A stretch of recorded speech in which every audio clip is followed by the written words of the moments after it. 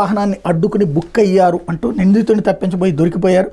13 మంది దొంగ నోట్ల మూట అరెస్టు. పోలీసుల అదుపులో ఉన్న నిందితుడిని తప్పించడానికి ప్రయత్నిస్తే అసలు డొంక కదిలి పశ్చిమ గోదావరి జిల్లా భీమవరం కేంద్రంగా సాగుతున్న పెద్ద దొంగ నోట్ల మూట గుట్టురట్టయింది. రాజమహేంద్రవరం మహిళా పోలీస్ స్టేషన్లో మంగళవారం central zone DSP K Ramesh Babu, Prakash Nagar CI Bajilal మీడియాకు ఈ కేసు వివరాలను వెల్లడించారు.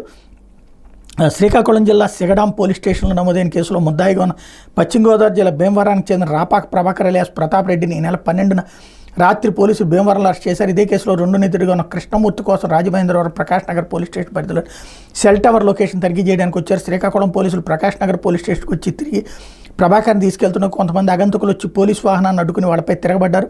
పోలీసుల అదుపులో ఉన్న రాపాక ప్రభాకర్ని ఎత్తుకుపోయారు. మొత్తం 18 మంది పోలీసులపై తిరగబడి నిందితుని ఎత్తుకుపోయినట్టు ప్రకాష్ నగర్ పోలీస్ స్టేషన్లో కేసు నమోదు కాగా నిందితుడి కోసం 6 బృందాలతో విస్తృత గాలింపులు చేపట్టారు. దాడి చేసిన వారందరూ దొంగ నోట్ల ముఠాకు చెందిన వారికి గుర్తించి అరెస్ట్ చేశారన్నట్టు వార్తని హైలైట్ చేశారు. ఇది దినపత్రికలో వచ్చిన